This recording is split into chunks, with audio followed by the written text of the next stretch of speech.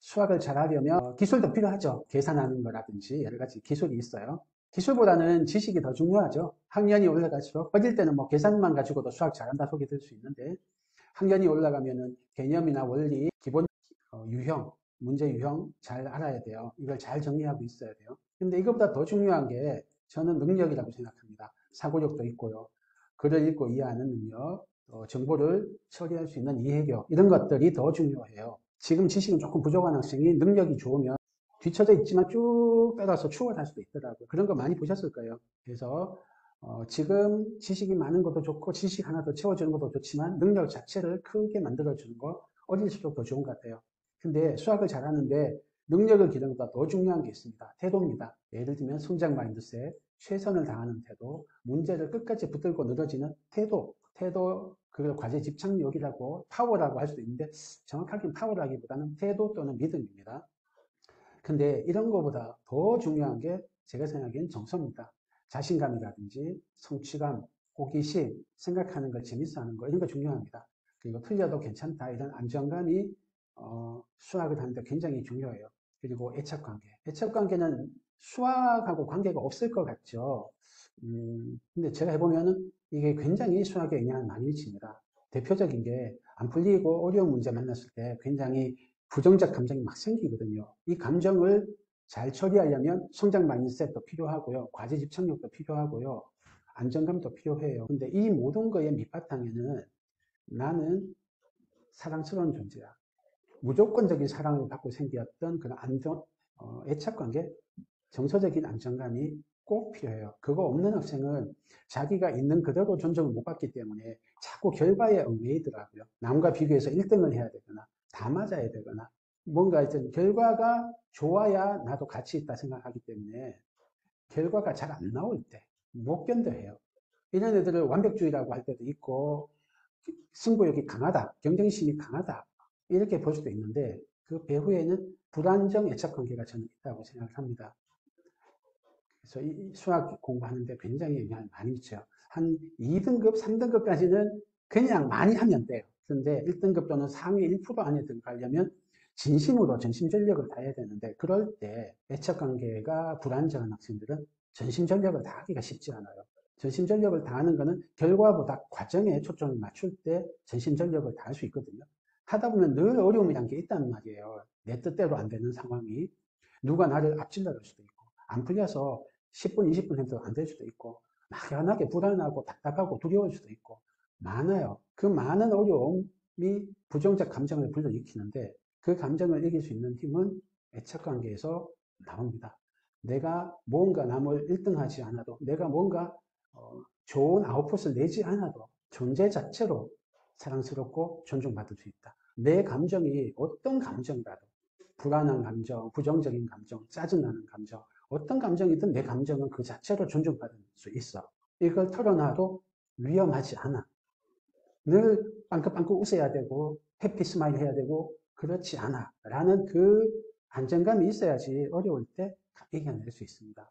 꼭 수학이 해당되는 건 아니네요. 그죠? 그렇지만 수학에도 정말 지대한 영향을 미칩니다.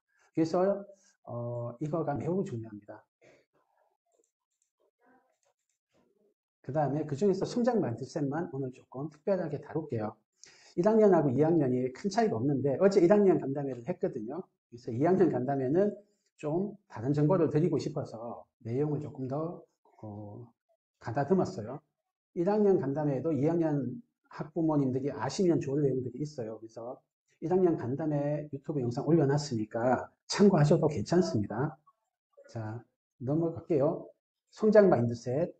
이게 하나의 믿음이기도 하고 뭐 어떻게 보면 정서일 인데 제가 생각에는 태도 또는 믿음에 해당됩니다. 마인드셋이라는 용어가 번역하기가 애매해서 그냥 썼습니다. 요즘 많이 쓰니까. 자, 두 가지 마인드셋이 있어요. 이건 캐롤 드웨 교수가 만든 이론이에요. 굉장히 단순한데 사람을 MBTI처럼 뭐 16개로 나누는 것도 아니고 딱 두 가지 종류로만 나누는데 이 믿음의 두 가지 체계에 따라서 이 사람의 성취나 학습, 일이나 이런 데 어마어마한 영향을 미치는 거예요. 그것도 과학적으로 검증이 된 거예요. 미국뿐만 아니고 전 세계 여러 나라에서 어린애, 청소년, 어른 다 해당이 돼요.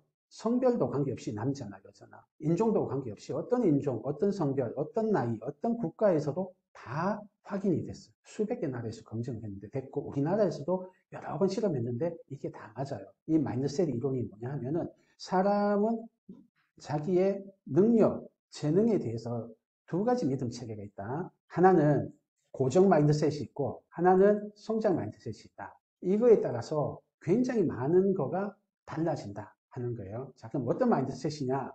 재능은, 탤런트는 타고난다 라고 믿는 거예요. 성장 마인드셋은 재능이 아니고 어빌리티예요. 능력은 개발될 수 있다 라고 믿는 거예요. 그러니까 여러 가지가 대립돼요. 도전, 챌린지에 대해서 고정 마인드셋이 있는 사람은 내가 가지고 있는 재능, 그거는 나의 계급이야. 변하지가 않아. 그러니까 도전을 해서 실패하면 내 계급이 낮은 계급이란 게 탄로나는 거야. 창피당하는 거야. 그렇게 생각하는 거예요. 그러니까 도전을 피해요. 그런데 성장 마인드셋 가진 사람은 타고난 계급이 아니다. 내 능력은 하면 길러지니까. 지금 좀 못해도 괜찮아. 오히려 노력하다, 도전을 하다 보면 성장하니까 좋은 거야. 라고 생각하는 거예요. 그래서 도전을 피하고, 이게 보이시라는 거겠다. 도전을 받아들입니다. 이 사람들의 목표가요. 욕망이 뭐냐면은 높은 계급인 걸로 보이는 거야. 내가 높은 계급의 재능을 타고난 사람이야. 천재급이야, 영재급이야, 수재급이야, 뭐 상위권이야, 최상위권이야. 이런 계급을 타고난다고 생각해요. 그 계급을 자랑하는 거, 외적으로 보이는 게 목표예요.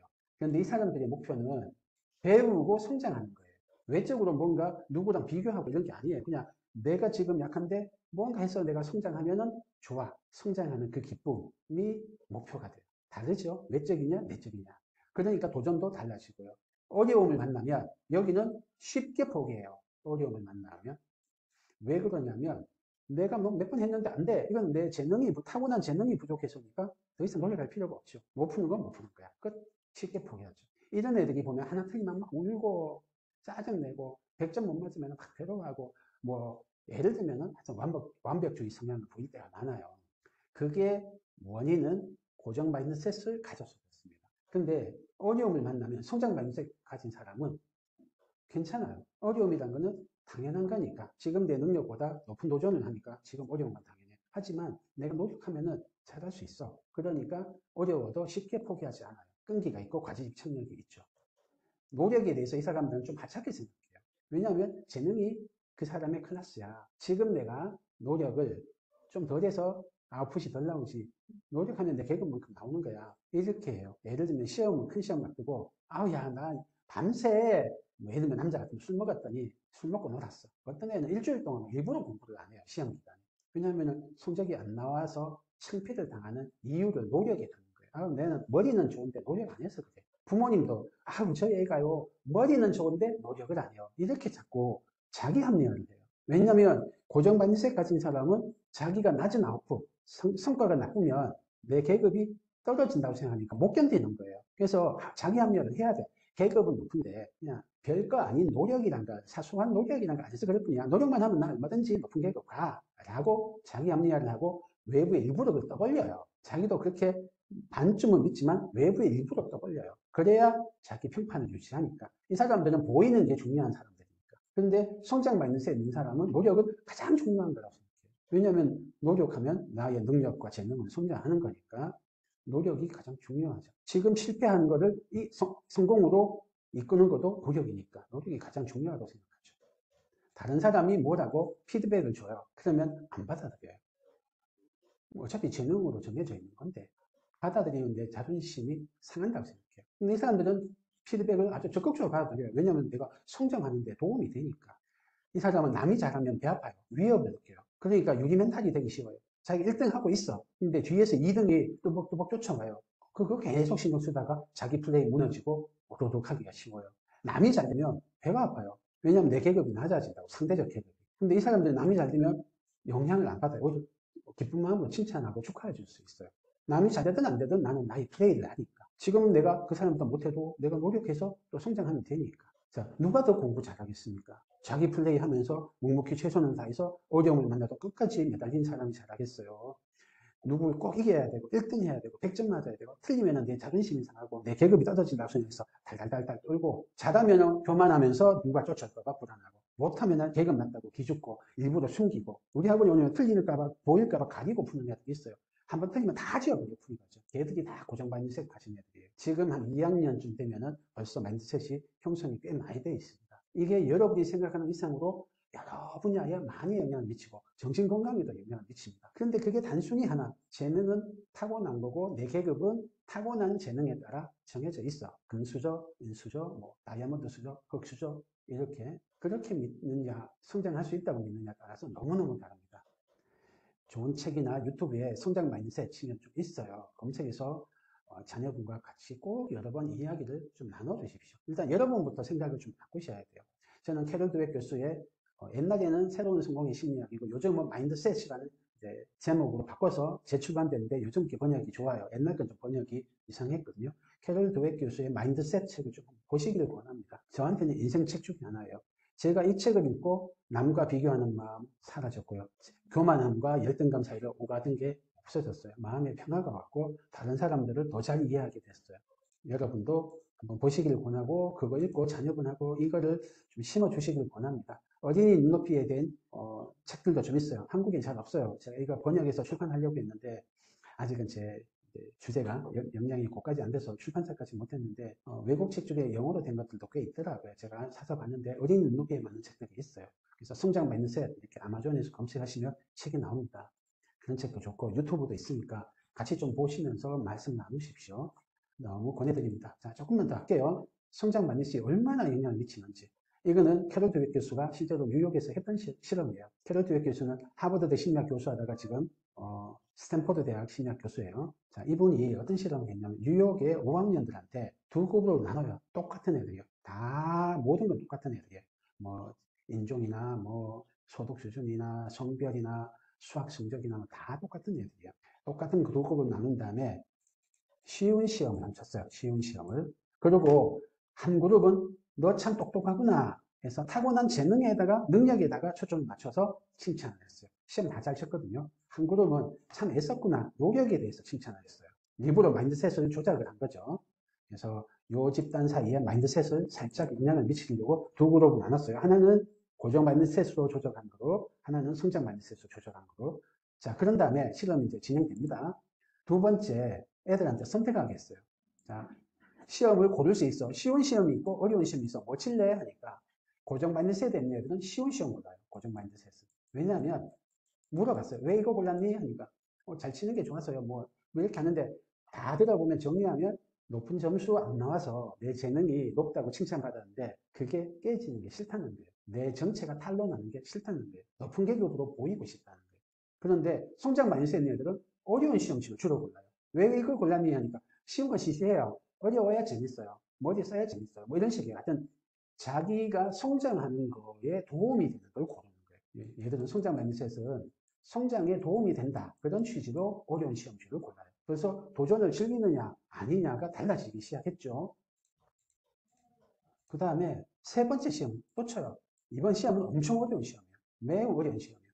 매우 어려운 시험인데 고정 마인드셋 있는 애들은 대부분이 쉽게 포기해요. 이 표정 보세요. 딴 데 외면하고 하다가 안 되니까 멘탈이 금방 부서지는 거예요. 끈기가 없는 거예요. 과지집착력이 발휘가 안 돼. 왜냐하면 재능에 대해서 칭찬을 들었는데 어려우니까 이건 내 재능이 부족하구나. 잘 푼 거는 재능 때문에 푼 거니까 못 푼 것도 재능 때문에 못 푸는 거예요. 그렇게 믿는 거죠. 그러니까 안 풀리는 문제를 더 붙들고 있을 이유가 없죠. 오히려 걱정과 불안이 생겨요. 내 재능이 탄로날까봐. 저기 저 쌤이 나 똑똑하다 했는데 이거 어렵네 안 풀리네. 내 똑똑하지 못한 내 정체가 들통날까 두려운 거예요. 그러니까 에너지의 반은 두려움에 잡혀 있고 반은 안 풀리니까 내 재능이 안 돼서 못 푸는 거야 라고 자포자기를 하고 이렇게 되는 거예요. 근데 웃기는 게 성장 마인드셋 있는 애들은 어려운 시험을 끈기 있게 매달려서 계속 푸는 거예요. 심지어는 이걸 5학년 애들은 도저히 못 풀 거라고 생각하는 것도 몇몇 애들은 풀어내는 거예요. 어려운 시험을 만났을 때 태도도 다르죠. 어려운 거 할래, 쉬운 거 할래? 쉬운 거 고르고 어려운 거 하는데 실제로 어려운 걸 딱 던져주면 고정 마인드셋 애들은 쉽게 포기해요. 성장 마인드셋 애들은 막 달려들어서 과지집착력을 해요. 여기서 일부러 잔소리 했나요? 선생님이 야, 어려운 문제 만나면 끝까지 매달려야 돼. 그래야 뭐 머리가 좋아지는 거야. 아니면 그러다 보면 풀릴 수도 있어. 이런 식으로 잔소리를 하거나 설득을 하거나 훈계를 했나요? 아니에요. 그런 거는 하나도 안 했어요. 그냥 믿음 체계만 살짝 바꿨어요. 내가 잘하고 못하는 거, 성공하고 실패하는 건 재능 탓이야. 아니야. 성공하고 실패하는 건 내 능력을 위해 달린 건데 그 능력을 개발하면 돼. 이렇게 믿음 하나를 바꾸면은 여러분이 잔소리할 필요도 없어요. 여러분이 우리 아이 보고 아우 똑똑해, 뭘 잘했을 때 똑똑해 라고 했던 그 칭찬이, 좋으라고 했던 칭찬이 고정 마인드셋을 만들어내고 독약이 되는 겁니다. 그래서 타고난 재능이나 능력 이런 거를 칭찬하시면 좋은 것 같은데 독약이에요. 자, 이번에 네 번째 시험을 쳤어요. 어떻게 했냐면 엄청 어려운 시험이에요. 참 쉬운 시험이에요. 쉬운 시험. 처음하고 똑같아요. 처음과 똑같은 시험을 쳤어요. 그런데 더 웃기는 게 처음에 두 그룹의 점수는 똑같았거든요. 제일 첫 시험에서. 그런데 첫 시험에서 쉬워서 점수 잘 났을 때 똑똑하다고 칭찬했던 그룹은 똑같은 난이도인데 성적이 20% 정도 하락했어요. 그런데 노력에 대해서 칭찬 들은 그룹은 오히려 성적이 30% 올라갔어요.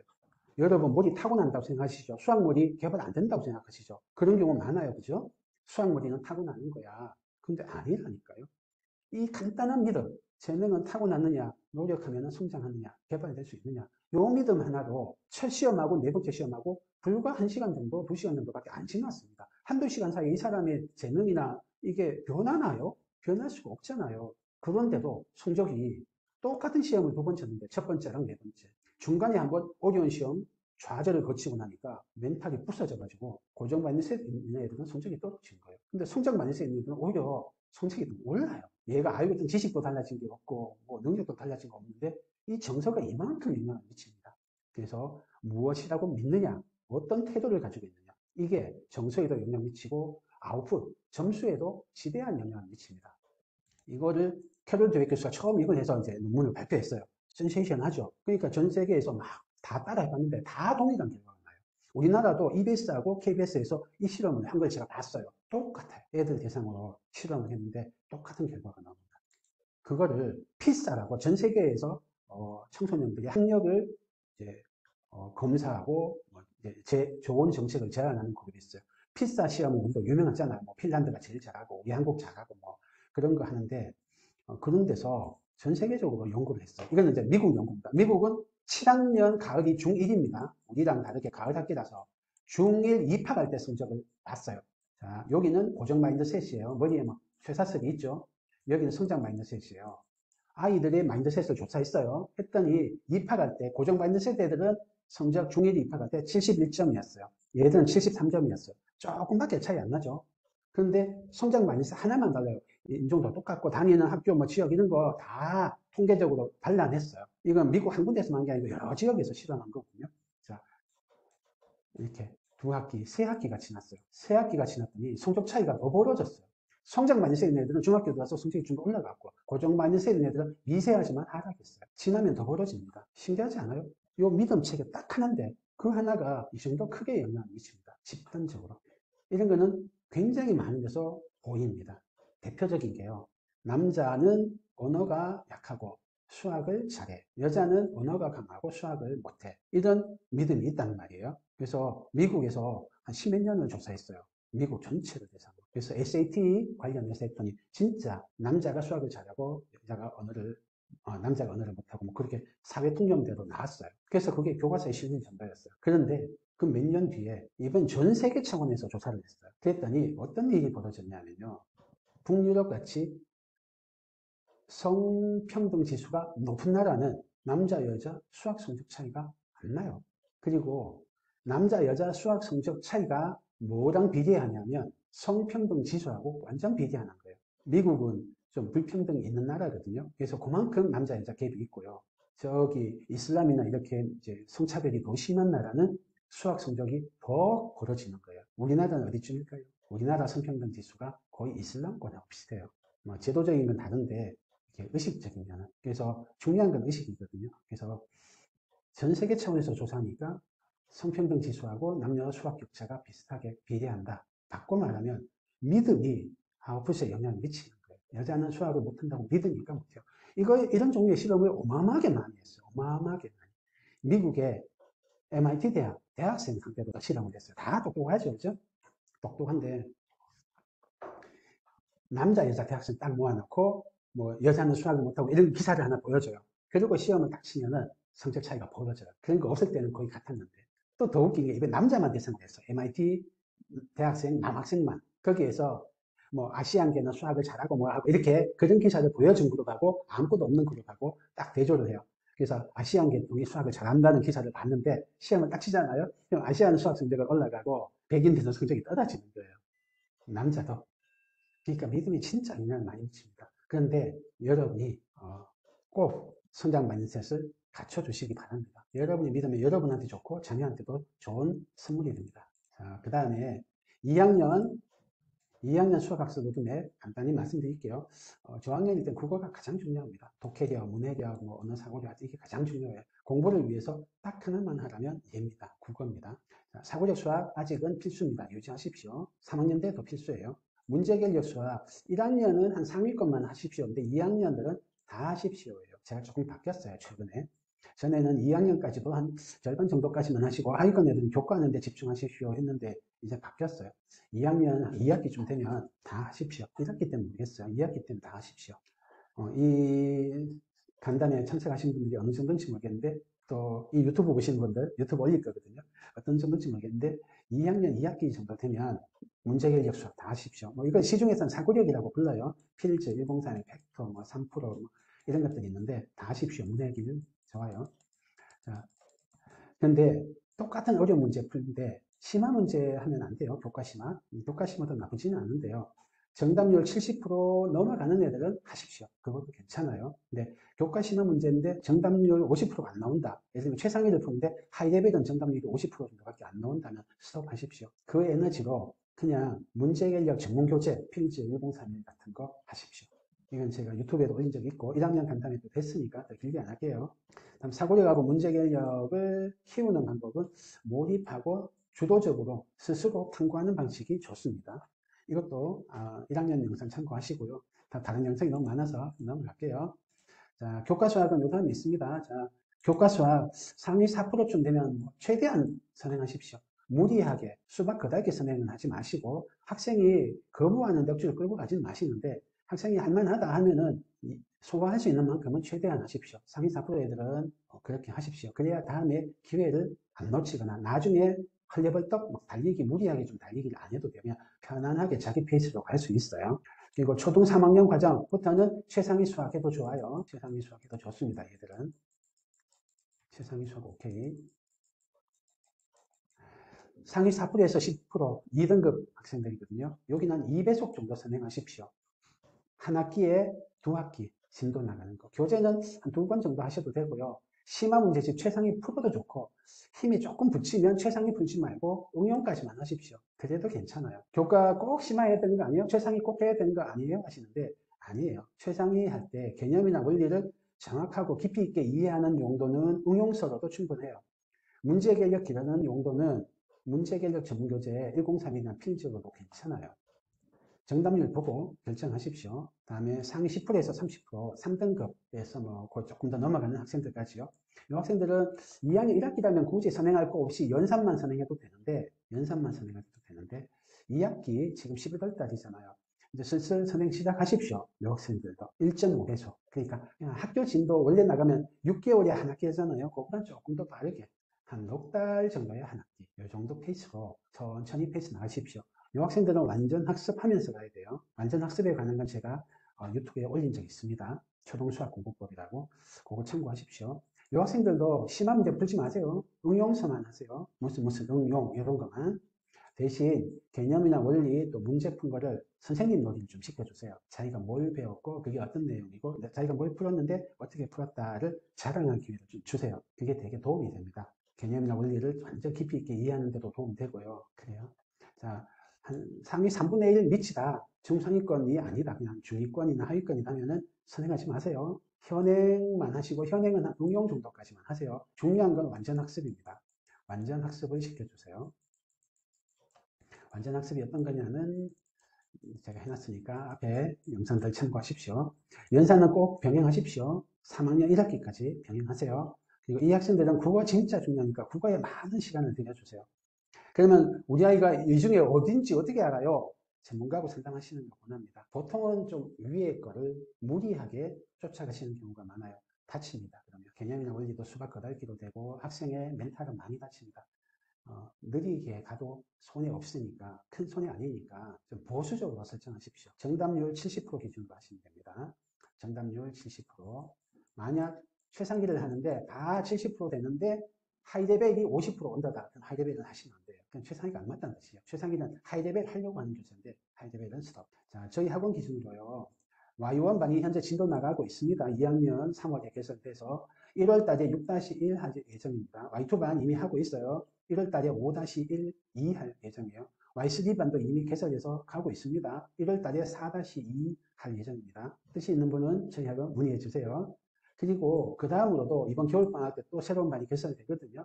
그걸 기반으로 해서 계속 고가반이 자꾸 생깁니다. 이번 겨울방학 때 3학년 1학기 하는 반, 3학년 2학기 하는 반, 두 반 정도 개설되니까 걔들이 4반, 5반 이렇게 되거든요. 그렇게 되니까 여기에 올라타십시오. GTG 교과서학도 잘합니다. 저희가 특목고 잘해요. 특목센터 설명위원 보십시오. 자, 이건 2학년 했고요. 그 다음에 실수하는 거, 실수하는 거 자꾸 이제 걱정하시던데 어떻게 하면 좋냐? 실수할 때 실수의 원인이 사실은 다양해요. 굉장히 많습니다. 그런데 쉽게 학생 탓을 돌리기 쉬워요.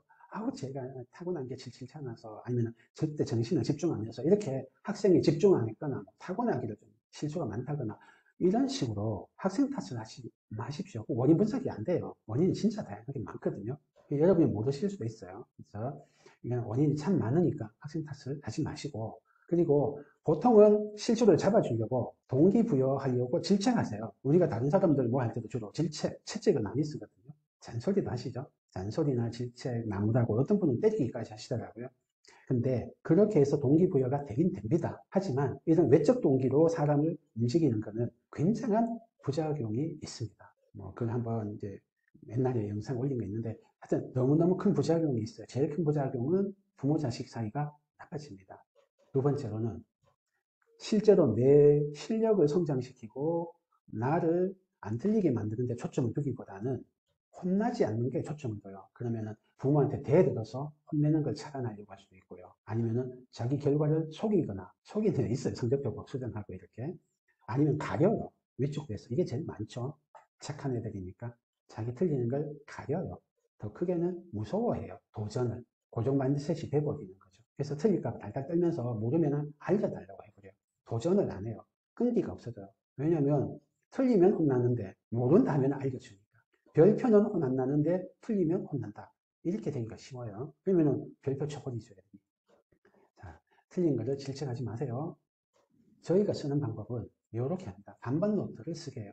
2학년 학생들은 남학생은 여기 노트에 푸는 게 조금 어렵습니다. 여학생들은 2학년 2학기면 되기 시작해요. 저희가 3학년쯤 되면은 남학생들 조금 상위권 애들은 반반 노트가 되거든요. 그런데 여학생들은 2학기 정도부터 반반 노트 되기 시작해요. 아마 요 강의 듣는 학생들 부모님은 반반 노트 될 가능성이 없습니다. 반반 노트가 뭐냐면요. 노트의 반에서 여기만 풀어요. 1번, 2번, 3번, 4번 이렇게 풀어요. 풀이 과정을 써요. 얘네들은 쓸 거 없어요. 답만 써도 돼요. 풀이 과정 없어도 돼요. 어쨌든 여기 풀어요. 책에는 직접 안 풀어요. 그림이 많거나 표에 막 뭐 써야 되거나 이렇게 노트에 쓰는 게 너무 불편할 때는 책에 할 수도 있는데 되도록이면 책에 아무것도 안 쓰고 노트에 쓰게 하세요. 그렇게 해서 무조건 노트에 푼다 원칙을 들여버리면 그게 반반 노트 됩니다. 자, 왼쪽은 연습장인 거죠. 여기에다가 풀거든요. 풀고 나서 채점을 해줘요. 틀렸다, 맞았다, 맞았다, 틀렸다. 그러면 틀리면 얘가 어떻게 되냐면 틀리면 자세히 보시면 여기 틀린 자리에 밑줄을 그었죠. 그리고 원인을 찾은 거야. 아, 절대값을 뭐시 했구나 하고 그 옆에 틀린 거부터 틀린 거 다음부터 풀어요. 여기. 얘도 마찬가지예요. 그래서 고쳐서 맞으면 세모. 책에도 맞았다. 아니, 고쳐서 맞았다. 못 고치고 두 번 틀렸다. 요 표시를 해요. 책에도. 책에는 이렇게 맞다 틀리다 그것만 표시하고요. 여기도 틀리면 여기 밑줄 그었죠. 그래서 옆에 풀어서 여기 아래 옆에 풀어야 되는데 위에 풀었네요. 이 학생은. 자, 이렇게 반반 노트는 이렇게 되어 있습니다. 이걸 하는 이유가 오답 노트를 연습장에다 합친 거거든요. 오답이에요, 이게. 오답 노트는 보통 새로운 노트에 많이 하시는데 저는 좀 팔더라고요. 사람이 별로더라고요. 왜냐하면 자기가 틀리면 오답 노트에 써로 풀면은 왜 틀렸는지를 안 보고 푸니까 맞았다, 틀렸다 반복돼요. 근데 오답 노트랑 연습장을 이렇게 합쳐서 자기 풀이를 보고 빨간 줄 그어서 틀린 거를 그 다음부터 풀게 하니까 자기 틀린 거를 눈여겨봐요. 그러니까 다음에 같은 실수를 안 하기가 쉬워요. 물론 같은 실수를 하기도 합니다. 그래도 확 줄어요. 확 줄어요. 그 다음에 틀리면 옆에 또 풀어야 되니까 안 틀리려고 더 노력하게 돼요. 그리고 틀리면 저는 한 줄 풀이를 좀 달라고 합니다. 한 줄 풀이가 뭐냐면은 이 문제는 어떻게 푼다를 아주 압축적으로 한 줄로 요약한 거예요. 뭐 그냥 계산한다 이런 거면 별거 아니고 계산 실수 같은 건 별거 아닌데 그래도 그 문제가 어려워서 틀리는 거는 보통은 몇 단계가 있거든요. 그거를 압축하는 거예요. 이 한 줄 풀이가 뭔지 모르시겠으면 우리 저 앞에 영상에도 있는데 못 찾으시면 간단히 말씀드릴게요.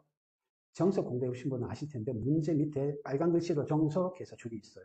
센수학은 보면 답지에 보면 전략 해가지고 있거든요. 그게 한 줄 풀이입니다. 간단하게 예를 들면 통분해서 분자끼리 비교한다. 이해되세요? 통분한다는 거 한 단계, 분자끼리 비교한다 2단계. 이런 식으로 간단하게 요약하는 게 한 줄 풀이에요. 자, 그러면 어떻게 하냐면 틀린 것을 혼내지 않고 가르쳐 주지 않고 혼자 고치게 시켜요. 그래서 맞으면 축하해줘요. 어느 정도냐? 안 틀리고 맞은 것보다 더 축하해줘요. 야, 이게 어려운 건데 네가 찾아냈구나. 왜냐하면 잘 생각해 보십시오. 틀린 걸 찾아내서 자기가 고친 거는 더 어려운 걸 한 거예요. 한 번에 맞는 것보다. 그걸 통해서 틀리는 걸 통해서 얘가 더 많이 성장했어요. 엑셀을 찍어서 내 약점을 딱 포착을 해준 건데 그 약점을 성장시킨 거거든요. 그러니까 그냥 맞은 것보다 틀렸다가 맞으면 더 많이 성장한 거예요. 기분이 안 좋았을 건데 그걸 이겨내고 노력해서 자기 틀린 걸 찾고 맞힌 거거든요. 그러니까 당연히 축하받으면 하는 거예요. 잘했어요. 제가 이렇게 했더니 틀리는 거 어려워하던 애들이 빨리 실수가 잡혀요. 자, 실수는 나쁜 거 아니다. 실수는 내가 극복해야 될 대상일 뿐이니까 자기 학생이 잡도록 만들어주세요.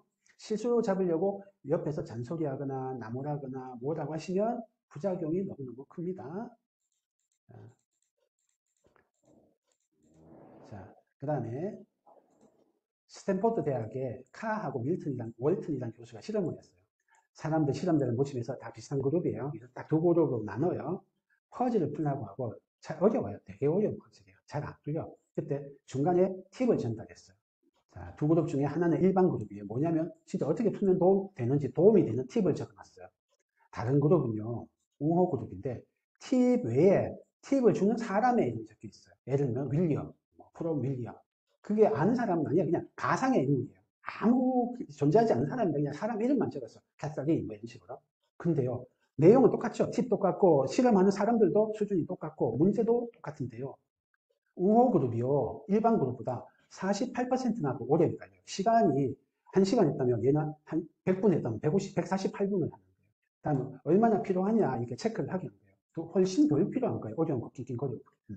그리고 이 방법, 저 방법 시도한 방법도 더 많이 시도하는 거예요. 20%나. 똑같아요. 가상의 인물이 이름 하나 더 써줬는데도 그 사람이 존재한다는 이유 하나로 확실히 성과가 달라지는 거예요. 자, 우리 자녀가 살아갈 때 여러분이 이 사랑의 힘을 불어넣어 주십시오. 어릴 때부터 자녀가 어려움을 겪을 때 그 어려움이 뭐 공부하다가 어려움도 있고 다른 뭐 악기나 운동이나 이런 거 하다 어려움도 있고 그게 아니고 뭐 친구 관계에 어려움도 있고 여러 가지 어려움이 있습니다. 그래서 막 노력을 해요. 근데 잘 안 돼. 그럴 때 여러분이 부모가 네 뒤에 있어. 네가 잘할 때든 못할 때든 나는 언제나 너의 편이야. 네가 지금 비록 계속 실패하고 잘 안 되고 있지만 나는 네가 잘할 거라고 믿어. 반드시 네가 원하는 결과는 안 나올 수도 있지만 네가 더 성장하고 더 잘 될 거를 믿어. 이렇게 여러분이 지지, 지원, 기대, 인정, 격려를 해주시면 그게 우리 자녀가 더 성과를 올리는 데 도움이 됩니다. 처음에 시작했던 그 애착관계에 예를 들었죠. 수학 공부에도 여러분의 사랑이 큰 힘이 됩니다. Y3반 심화 교재가 응용 해법이죠. 최상위 S와 난이도가 어떤지요. 그래요. 최상위가 워낙 학부모님들이 좋아하시는 교재라 최상위 S는 하지 마세요. 최상위 S는 저는 이제는 좀 멀리 하시길 권합니다. 최상위 S가 어떠냐면요. 최상위 S 저 뒤에 제일 어려운 데가 매스마스터인가요? 거기에 어려운 문제 한 3문제 정도는 최상위의 하이레벨하고 동급이거나 그보다 더 어려운 문제도 섞여 있어요.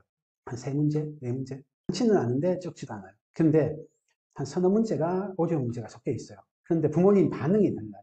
어떠냐면 야 최상위도 아니고 최상위 S인데 이렇게 많이 들려? 그냥 보통 부모님들이 이렇게 실망하는 거가 되거나 가르쳐 주시기가 쉬워요. 티칭을 많이 하시는데 그러면서 멘탈 많이 무너지고 부상이 많이 생겨요.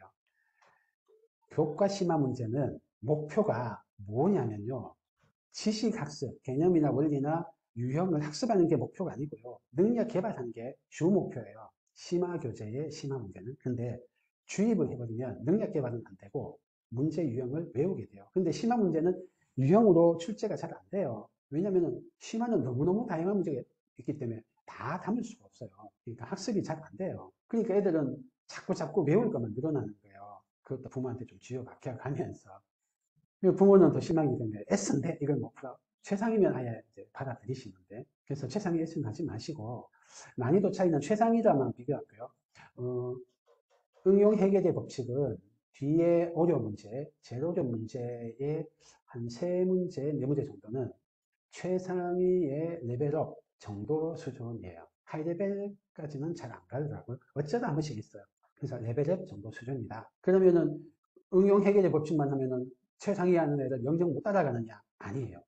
교과는 응용만 하고요. 머리 개발하는 거는 사고력 수학이나 문제결력 전문 교재로 하세요. 이런 전문 프로그램이 훨씬 빨리 머리를 좋아지게 만듭니다. 오히려 교과 심화를 하면서 부상을 입어요. 이렇게 기초체력 운동 따로 전문가한테 코치님한테 하고 있는데 역도 선수라고 쳐요. 저기 가서 무거운 역기를 막 들어버리는 거예요.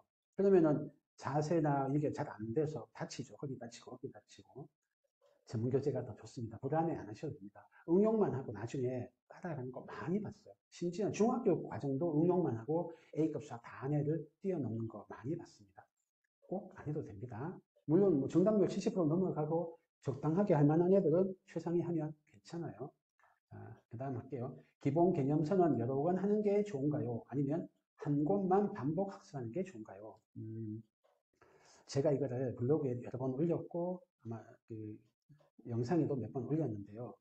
저는 뼈대 면적 학습법이라는 것을 주장하고 싶어요. 상위 10%, 2등급, 2등급 만드는 데는 개념이나 원리, 기본 문제, 정형화된 응용 문제, 요까지가 개념이거든요. 요게 어디냐면 센수학 기준으로 하면 센수학 B스텝이에요. 센수학 B스텝까지 있는 문제집을 한 권만 여러 권 풀자예요.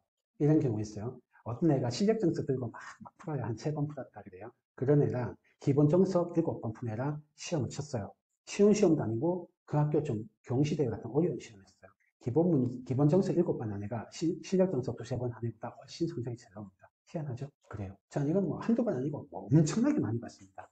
왜냐하면 우리 인간이 하나의 지식 체계를 구축해서 다른데 막 자유자재로 써먹을 정도가 되려면 기반 지식, 영어로 스키마라고 하거든요.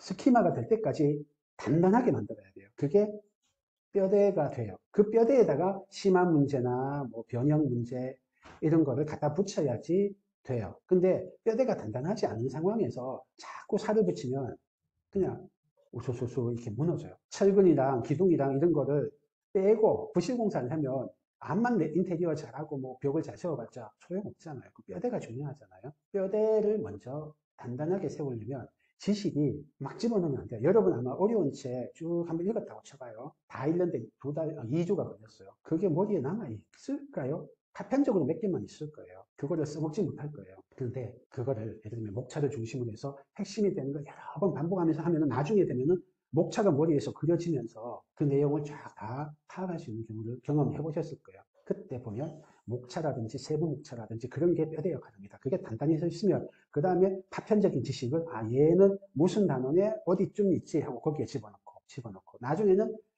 똑같은 시대순으로 고려의 세금, 조선의 세금, 뭐 조선 후기의 세금 이렇게 세금만 따로 탁 모아서 머리에서 재조립도 할 수 있고 응용이 돼요. 근데 그 전에 막 응용을 한참 하면은 무너집니다. 한 권을 여러 번 하길 원합니다. 원칙은 한 권을 7번 보라예요. 근데 1학년, 2학년 과정은 그까지 할 게 없어요. 왜냐하면 지식이 너무 적어요. 개념이나 원리가. 그걸 7번씩 할 여건은 없는데 3학년, 4학년이 올라갈수록 지식의 양이 늘거든요. 그러면 그 지식을 뼈대 먼저 단단하게 기본 지식이 될 정도로 단단하게 세우고 그 뒤에 변형 문제, 응용 문제, 심화 문제를 갖다 붙여주세요.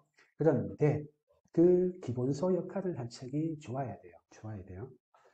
조금 큰 애들은 센수학 괜찮은 것 같아요. 그래서 정석이나 뭐 이런 개념서 한 권에다가 문제 기본서, 센수학, 요까지가 개념이에요, 사실은. 그래서 7번 하면 좋다. 초등학교 3, 4학년은 쎄는 잘하는 애한테는 조금 조금 양이 불필요하게 많아요. 그래서 저는 뭐 그 정도까지라면 뭐 응용 해결의 법칙이나 디딤돌 응용 기본서 한 권, 뭐 디딤돌 기본이든 뭐 생각 수학이든 그런 기본서 한 권에다가 응용서 한 권이면 된다.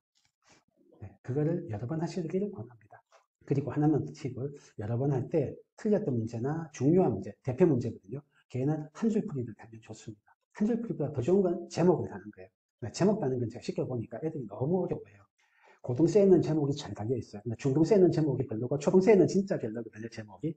그러니까 유형이 엄격하게 잘 분류가 안 돼 있어요. 그런데 고등생 한번 보시면 초등학교 2학년 나오니까 고등생 보실 건 없는 것 같고 그냥 제목은 어렵고 한 줄 풀이를 잘 달아주십시오. 그렇게 하면 그 지식이 모듈로 압축돼 가지고 뼈대에 탁 잘 붙어요. 그 다음에 연산 어떻게 언제까지 하는 게 좋을지 설명 부탁드려요. 연산은 1학년 교육과정, 2학년 교육과정, 3학년 1학기 교육과정까지 해주십시오. 요거는 그냥 참고서만 풀어서는 반복 횟수가 적어요. 그래서 연산학습지로는 뭐 구몬이나 빨간펜 이런 것도 괜찮고요. 기탄이나 뭐 이런 것도 괜찮고요. 사고셈, 뭐 소마셈, 원리셈, 빨강연산 이런 책들도 좋아요. 3학년 1학기가 어디쯤이냐면 한 자리 연산, 덧셈, 그 다음에 10얼마 빼기 한 자리, 요게 뺄셈 구구예요. 덧셈 구구, 뺄셈 구구, 그 다음에 한 자리수 곱셈, 곱셈 구구, 두 자리 나누기 한 자리 또는 세 자리 나누기 한 자리까지. 요게 3학년 1학기 과정이거든요. 요게 단위 연산입니다. 단위 연산은 정확도를 얼마까지 높여야 되냐면 99%도 안 돼요. 99.9%까지 정확도를 높여야 돼요. 속도는 물으면 바로 튀어나와야 돼요.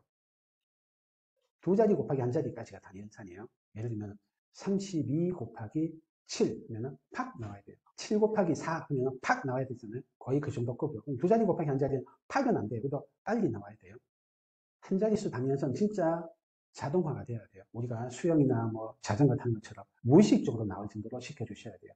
99.9%안 하고 99% 정답률로 하면 어떤 일이 생기냐면 세 자리 곱하기 두 자리 정도 해볼게요. 단위 연산이 몇 번 일어나나 볼게요. 곱하면서 벌써 6번 일어나고 그 곱한 거를 더하면서 하고 하면 15번 정도 일어납니다. 10번이라고 칠게요. 그럼 99% 정답률인 사람은 10번 하면은 1% 오답률이니까 오답률이 10%로 변합니다. 한 문제 풀 때마다 오답률 10%예요. 그러니까 오답률이 꽤 높아지죠. 단위 연산은 99.9%까지 정확해야 돼요. 3학년 1학기 과정 넘어가면 이제 연산학습지 하지 마시고 참고서만 하면 충분해요. 알고리즘만 알면 돼요. 단위 연산을 알고리즘 따라서 반복하는 게 그 이상의 교육과정이니까 그때는 연산학습지 안 해도 돼요. 대신 중1-1, 2-1, 3-1, 고등학교 수학 3 이럴 때 일부분이 연산이 있어요. 문자식, 또 음수 이런 거 단순 계산들이 있거든요. 그때는 연산학습지 미리 해두는 것도 좋아요. 그래서 3월 1학기 과정까지 연산학습지 하다가 끊고 그 다음에 중1, 뭐 고1 이렇게 포인트마다 연산학습지 해주시면 됩니다. 초2 남아 반반 노트를 어떻게 설득해서 하면 좋을까요? 그냥 선생님한테 해주세요. 시키십시오. 선생님한테. 저희 학원 재원생이죠. 재원생인데 교과수학하는 선생님한테 제가 말씀드릴게요. 3학년 되면은 남자애들도 반반 노트 얼추 돼요. 잘은 안 되는데 옛날에는 4학년 될 때도 됐거든요. 근데 요즘은 자꾸 이렇게 내려가니까 애들이 조숙하니까 3학년 때부터 하라고 저희 선생님들한테 말씀드릴게요. 그리고 재원생 아니신 분들 집에서 하신다면 네, 혼내지 마시고 그냥 하자. 이게도 뭐 설득하고 할 건 아니잖아요. 하자 하고 습관 들이시면 되고 습관 들이는 법은 지난 1학년 간담회 어제 간담회에서 말씀드렸어요. 유튜브 영상 참고하십시오. 제가 올려놨습니다. 감사합니다. 안녕히 가세요.